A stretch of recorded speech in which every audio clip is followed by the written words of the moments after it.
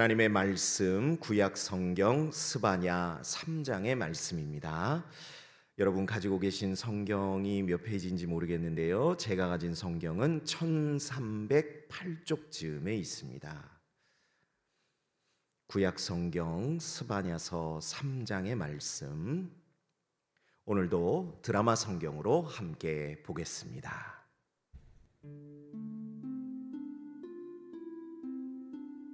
패역하고 더러운 곳 포악한 그 성읍이 화 있을진저 그가 명령을 듣지 아니하며 교훈을 받지 아니하며 여호와를 의뢰하지 아니하며 자기 하나님에게 가까이 나아가지 아니하였도다. 그 가운데 방백들은 부르짖는 사자요 그의 재판장들은 이튿날까지 남겨두는 것이 없는 저녁일이요 그의 선지자들은 경솔하고 간사한 사람들이요 그의 제사장들은 성소를 더럽히고 율법을 범하였도다. 그 가운데 계시는 여호와는 의로우사 불의를 행하지 아니하시고 아침마다 빠짐없이 자기의 공의를 비추시거늘 불의한 자는 수치를 알지 못하는도다. 내가 여러 나라를 끌어버렸으므로 그들의 망대가 파괴되었고 내가 그들의 거리를 비게 하여 지나는 자가 없게 하였으므로 그들의 모든 성읍이 황폐하며 사람이 없으며 거주할 자가 없게 되었느니라. 내가 이르기를 너는 오직 나를 경외하고 교훈을 받으라. 그리하면 내가 형벌을 내리기로 정하기는 하였지만 너의 거처가 끊어지지 아니하리라 하였으나 그들이 부지런히 그들의 모든 행위를 더럽게 하였느니라. 나 여호와가 말하노라. 그러므로 내가 일어나 벌할 날까지 너희는 나를 기다리라. 내가 뜻을 정하고 나의 분노와 모든 진노를 쏟으려고 여러 나라를 소집하며 왕국들을 모으리라. 온 땅이 나의 질투의 불에 소멸되리라. 그때 내가 여러 백성의 입술을 깨끗하게 하여 그들이 다 여호와의 이름을 부르며 한 가지로 나를 섬기게 하리니 내게 구하는 백성들 곧 내가 흩은 자의 딸이 구수강 건너편에서부터 예물을 가지고 와서 내게 바칠지라. 그날에 네가 내게 범죄한 모든 행위로 말미암아 수치를 당하지 아니할 것은 그때 내가 네 가운데서 교만하여 자랑하는 자들을 제거하여 네가 나의 성산에서 다시는 교만하지 않게 할 것임이라. 내가 곤고하고 가난한 백성을 네 가운데에 남겨두리니 그들의 여호와의 이름을 의탁하여 보호를 받을지라. 이스라엘의 남은 자는 악을 행하지 아니하며 거짓을 말하지 아니하며 입에 거짓된 혀가 없으며 먹고 누울지라도 그들을 두렵게 할 자가 없으리라. 시온에 따라 노래할지어다. 이스라엘아 기쁘게 부를지어다. 예루살렘 따라 전심으로 기뻐하며 즐거워할지어다. 여호와가 네 형벌을 제거하였고 네 원수를 쫓아냈으며 이스라엘 왕 여호와가 네 가운데 계시니 내가 다시는 화를 당할까 두려워하지 아니할 것이라. 그날에 사람이 예루살렘에 이르기를 두려워하지 말라. 시온아 네 손을 늘어뜨리지 말라. 너의 하나님 여호와가 너의 가운데에 계시니 그는 구원을 베푸실 전능자이시라. 그가 너로 말미암아 기쁨을 이기지 못하시며 너를 잠잠히 사랑하시며 너로 말미암아 즐거이 부르며 기뻐하시리라 하리라. 내가 절기로 말미암아 근심하는 자들을 모으리니 그들은 내게 속한 자라. 그들에게 주어진 짐이 치욕이 되었느니라. 그때 내가 너를 괴롭게 하는 자를 다 보라고 저는 자를 구원하며 쫓겨난 자를 모으며 온 세상에서 수욕받는 자에게 칭찬과 명성을 얻게 하리라. 내가 그때 너희를 이끌고 그때 너희를 모을지라. 내가 너희 목전에서 너희의 사로잡힘을 돌이킬 때에 너희에게 천하 만민 가운데서 명성과 칭찬을 얻게 하리라. 여호와의 말이니라. 아멘. 감사합니다. 오늘도 하나님의 귀한 말씀을 통하여 귀한 지혜를 깨닫고 또 오늘 하루 살아갈 귀한 힘을 얻는 복된 시간이 되기를 간절히 소망합니다. 오늘 말씀 너무너무 유명한 말씀이 나오는 본문이지요. 특별히 스바냐 3장 17절 너의 하나님 여호와가 이렇게 시작하는 이 말씀 너무너무 좋은 말씀이다 보니까 많은 분들이 사랑하는 말씀이기도 하고요. 또 외우는 분들도 많이 계시고, 또 저 같은 경우에는 정확하게 외운다기보다는 늘 찬양이 생각이 나는 것 같아요. 너의 하나님 여호와가 너의 가운데 계시니. 여러분들도 다 익숙하시죠? 이 찬양곡 자체가 그냥 말씀 한 절을 그대로 옮겨 놓은 거라 우리가 뭐 찬송가 복음성가 이렇게 가리는 그런 경향이 있는데, 오히려 찬송가 복음성가 이런 거보다는 그 찬양, 그 찬송이 하나님의 말씀대로 되어졌는가, 이것을 보고 우리들이 그 찬양을 이렇게 부르는 것만으로도 말씀을 읽고 또한 묵상하고 하나님께 기도하고 찬양하는 것이 다 되겠구나, 그렇게 깨닫게 되는 점들이 있습니다. 그럴 정도로 참 유명한 말씀이 오늘 본문에 등장하는데, 저는 조금 관점을 달리해서 이 17절 말씀이 아니라 다른 관점의 메시지를 여러분들과 좀 나누고자 합니다. 오늘 설교의 제목을 제가 이렇게 정해 보았는데요. 그날까지 할 일, 이렇게 정해 보았습니다. 그날까지 할 일. 이 제목에서요, 핵심 단어가 두 개인데요. 그날이라는 핵심 단어와 할 일이라는 핵심 단어 두 가지가 등장합니다. 자, 그렇다면 먼저 그날에 대한 말씀을 좀 여러분과 나누겠습니다. 자, 그날은 도대체 어떤 날인가? 오늘 본문 8절에 보니까요, 나 여호와가 말하노라.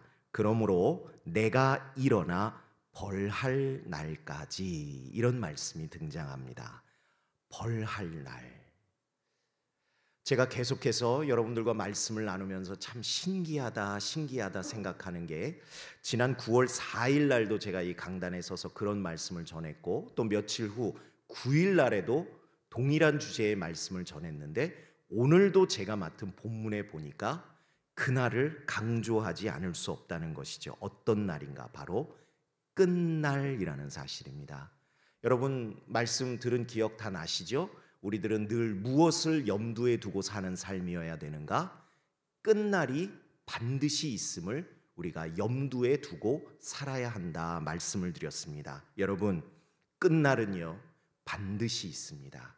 개인적인 끝날이든, 한 가족의 끝날이든, 아니면 한 사회, 한 민족의 끝날이든, 아니면 인류의 끝날이든지요, 반드시 끝날은 있습니다. 왜? 하나님은 심판주이시고요, 그러한 심판주이신 하나님께서 끝날이 반드시 있을 거라고 말씀하셨고요, 하나님은 말씀하신 것은 반드시 이루시는 분이기 때문에, 그렇기 때문에 우리들은요 늘 끝날을 염두에 두고 살아야 합니다. 그런데 오늘 그 끝날, 벌할 날, 이 날이 얼마나 중요한지 오늘 성경은요 이 벌할 날, 그날을요 7번이나 반복해서 강조하더라는 사실입니다. 여러분 가지고 계신 성경에 보시면요 9절에 보면 그때에 라는 표현이 등장하고요, 11절에는요 그날에, 그리고 그때에 두 번이나 나오죠. 한 절에서만. 16절에도 보니까 그날에, 또 19절에도 보니까 그때에, 20절에도 보니까 두 번이나 연속해서 그때에, 그때에, 이렇게 반드시 우리들에게 다가올 끝날을요 그때에 혹은 그날에 라는 표현으로요 7번이나 강조하시더라는 것이죠.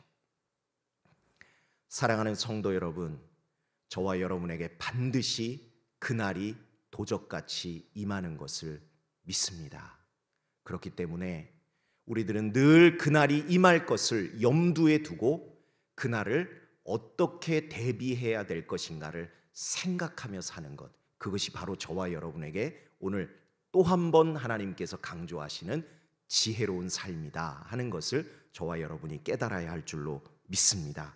여러분, 그렇다면 그날은 반드시 올 텐데 우리들이 그러면 어떻게 그날을 대비해야 될 것인가? 너무 감사하게도요 하나님께서 오늘 말씀을 통해서 우리들에게 이렇게 행하라 라고 알려주셨는데 두 가지가 있습니다. 첫째로 8절 중간에 보니까요 너희는 나를 어떻게 하라고요?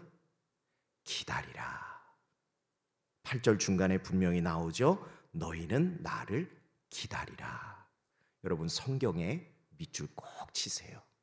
저와 여러분들이 끝날이 올 때까지 반드시 해야 할 삶의 사명이 있는데 기다려야 하는 줄로 믿습니다. 근데요 여러분, 그냥 기다리는 게 아니에요.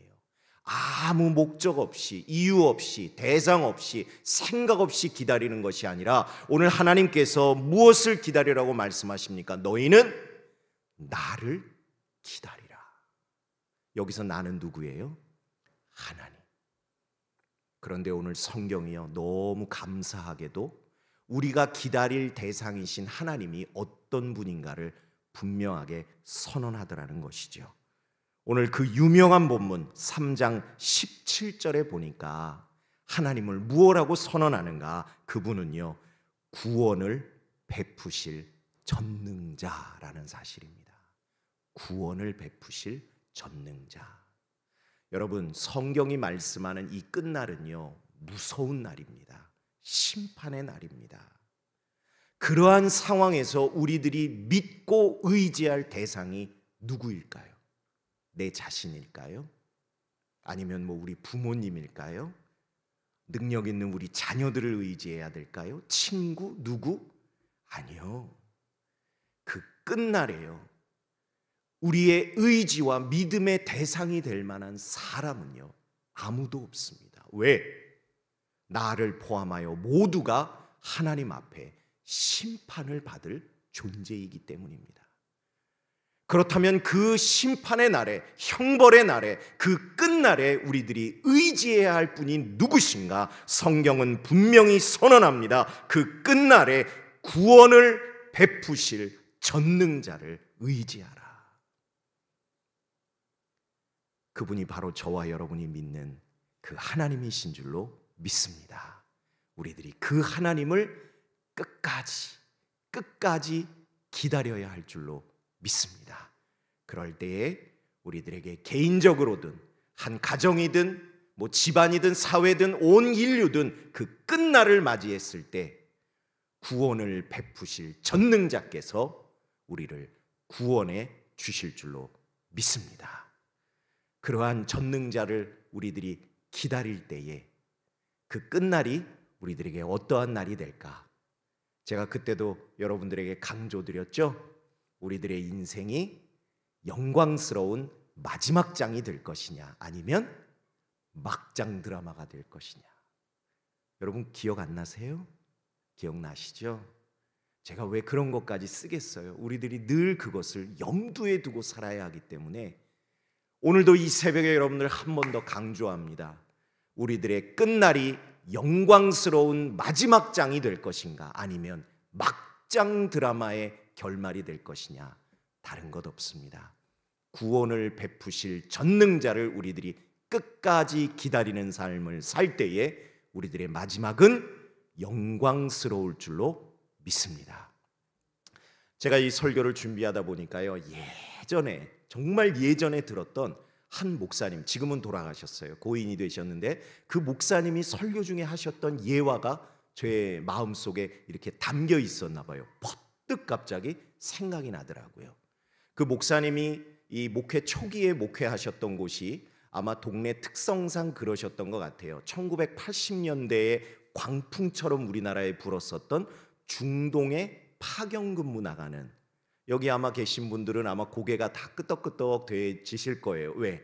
내가 나가본 분도 계시고요, 또 우리들의 지인이나 자녀들, 저 같은 경우에는 외삼촌이 중동에 나가셨는데 그때 제가 초등학생이었는데 얼마나 철이 없었는지 그 삼촌이 나가실 때 외숙모는 막 우시는데 그 공항 북적북적한 곳에서 제가 출국하는 외삼촌 등 뒤에다 그랬잖아요. 삼촌, 외제 연필 꼭 사와. 그래가지고는 그 김포공항이, 그때는 김포공항밖에 없었잖아요. 김포공항에 있던 사람들이 다 와 하고 터졌던. 지금 생각하면 참 부끄러워요. 근데 그때는 참 외제 그러면 애들 사이에 되게 인기가 있을 때였으니까 그런 시대가 있었어요. 근데 아마 그 목사님이 목회하던 동네에서도 많은 분들이 중동으로 파견을 가신 것 같아요. 그런데 몇 달인지 몇 년인지 지났을 때 계획보다 남편들이요, 일찍 귀국한다는 소식이 그 동네에 들려온 거예요. 그랬더니요, 두 부류로 나뉘어지더라는 겁니다. 한 부류는요, 그때부터 초조해하고 근심하고 어찌할 바를 모르면서 바짝바짝 말라가는 아내들 그룹이 있는가 하면, 또 한 부류는 그때부터 생기가 넘치고 기쁨이 넘치고 치장도 하고 예쁘게 단장도 하는 그런 부류로 나뉘어지더라는 거죠. 여러분, 이유 알만하죠? 그때 남편들이 열심히 일해서 벌어서 한국으로 보냈던 돈을 어떤 부류는요, 노름하는 곳에, 또 사기도 당하고, 또 어떤 경우에 제비한테 걸려서 몸도 돈도 버렸던 그런 부류들이 있었는가 하면, 또 한 부류는 열심히 아끼고 저축하고 해서 남편이 오면 이것을 누려야지 기다리던 부류가 있었다는 것이죠. 이 예화가 이 말씀을 준비하는데 딱 기억이 나더라고요. 야, 누구를 어떻게 기다리느냐에 따라서 그날이 점점점 다가올 때 삶이 나뉘어지는구나. 초상집 분위기, 잔치집 분위기, 저와 여러분들은 반드시 잔치집 분위기여야 될 줄로 믿습니다. 그것은 다른 것이 아닙니다. 우리의 구원을 베푸실 전능자, 그 하나님만을 끝까지 기다리는 인생, 그 인생이 마지막에 잔치집 될 줄로 믿습니다. 오늘 본문을 통하여 하나님은요, 우리들에게 할 일을 두 가지를 말씀하셨는데, 첫 번째 기다리라 말씀하셨고요, 두 번째는 무엇인가? 우리 오늘 본문 말씀 16절에 보면요, 내 손을 늘어뜨리지 말라, 이런 말씀이 나옵니다.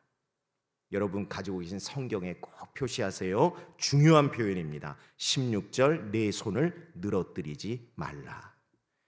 여러분, 이렇게 손이 축 늘어진 상태는 어떤 상태일까요? 비유적인 표현이겠지만 어떤 삶의 의지나 의욕이 이렇게 빠진 상태, 뭔가를 하고자 하는 마음이 없는 상태, 어쩌면 게으른 상태, 그런 상태를 말하는 것 같아요. 그런데 하나님은 오늘 우리들에게 뭐라고 말씀하십니까? 나를 끝날까지 기다리는 것뿐만 아니라 너희들의 손이 늘어뜨려지지 않도록, 삶의 의욕을 잃어버리지 않도록, 게으르지 않도록 근신하며 깨어있으라 라고 말씀하시는 것이죠. 손을 늘어뜨리지 않는다는 것은 반대로 이야기하면 우리들의 손을 좀 바쁘게 힘있게 움직이라는 말씀이신 것 같아요. 여러분, 이 손이라는 것 참 많은 것을 상징하지만 한번 고민해 봤어요. 우리가 어떤 면에 있어서 이 손을 부지런하게 움직여야 할까? 새벽이지만 저를 한번 따라 하실까요? 자, 첫 번째로 예배하는 손. 다시 한번 예배하는 손. 사랑하는 여러분, 여러분들의 예배하는 손을 바쁘게 하시기를 간절히 부탁드립니다. 이 부분을 묵상하는데요, 하나님이 찬양이 하나 딱 떠오르게 하시더라고요. 손을 높이 들고 주를 찬양. 여러분, 이 찬양 아세요? 손을 높이 들고 주를 찬양, 높은 곳을 향해 주를 찬양, 모든 만물들은 주를 찬양하라. 전반부 끝났는데 제 손이 쉬어요, 움직여요? 움직여요. 어떻게 움직여요? 바쁘게 움직여요. 왜? 하나님을 찬양하기 위해서, 영광 돌리기 위해서. 근데 이 찬양의 핵심은 뭔지 아세요? 후렴에서도 못 쉬게 해요. 후렴에서는요, 심지어 옆에 사람까지 움직이게 만들어요. 할렐루야 주를 찬양, 할렐루야 주를 찬양. 바빠요. 왜? 하나님을 영광스럽게 하기 위해서. 그런데 여러분, 시편에 읽어보니까요, 하나님을 예배할 때, 하나님을 송축할 때, 하나님을 찬양할 때에요, 이 손에 대한 표현이 참 많이 등장해요. 여러분, 예배로 바쁜 삶을 사시기를 간절히 소망합니다. 하나님이 영광 받으시는 줄로 믿습니다. 그런가 하면요, 우리들의 이 손이 상징하는 것 중에 너무 중요한 두 번째는요, 이게 뭐 하는 손일 것 같으세요? 기도하는 손. 여러분, 기도하는 일로 바쁜 저와 여러분이 되기를 간절히 소망합니다. 네, 마지막 때가 되니까요, 사람들이요 같이 바쁘대요. 뭐 하는 일로 바쁜가 했더니 죄 짓는 일로 바쁘답니다. 여러분 가지고 계신 성경에 보니까요, 너무 놀라운 표현이 등장하는데, 자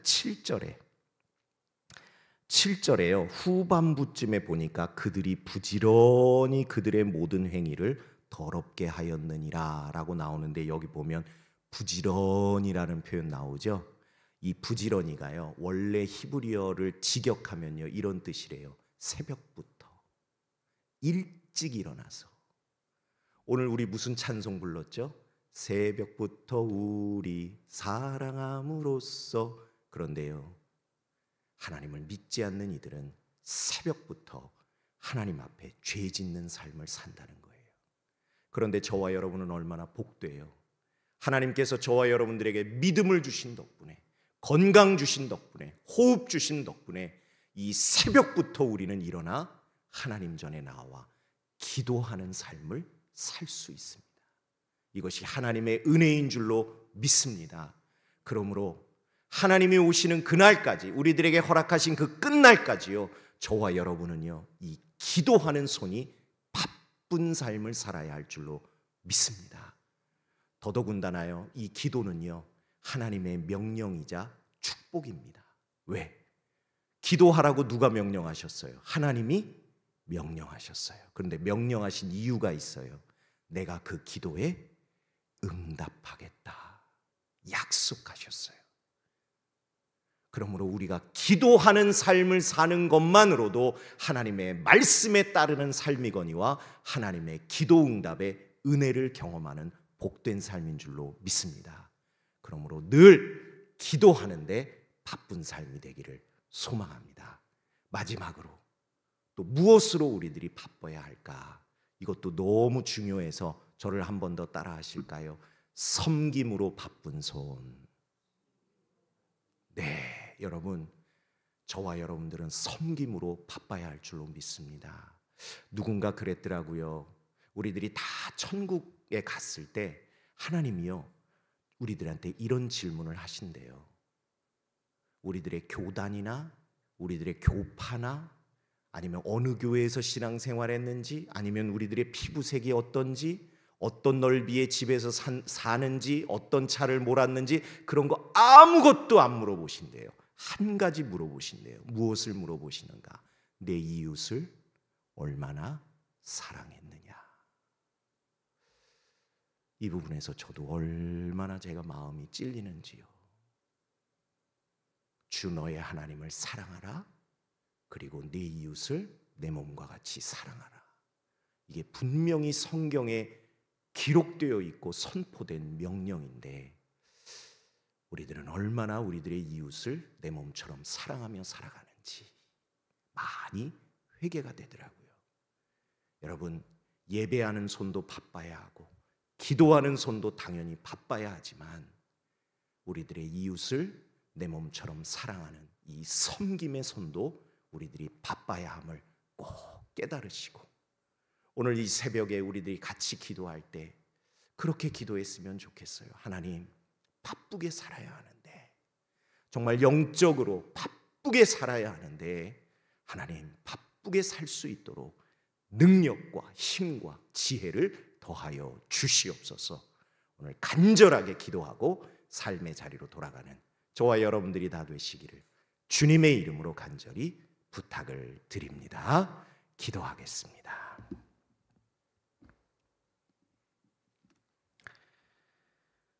하나님 감사합니다. 오늘도 이 새벽에 저희들을 깨워주시고 기도하는 자리로 나아오게 하셨을 뿐만 아니라 하나님의 귀한 진리의 말씀을 들려주셔서 저희들에게 허락하셔서 저희들 마지막까지 어떻게 살아야 하는 것인지, 어떻게 사는 것이 하나님이 기뻐하시는 뜻인지를 알고 깨닫고 배우고 마음에 새기게 하여 주셨으니 감사합니다.